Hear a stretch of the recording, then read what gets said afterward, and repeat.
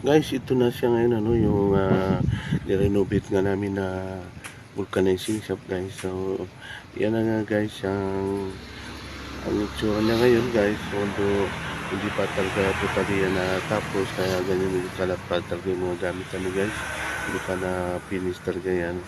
So, pero ganyan na yung pinaka ah, sukat niya, guys, yung lapad niya at saka yung haba, no. Ah, Hopefully, guys, ay matapos na rin, guys, at ang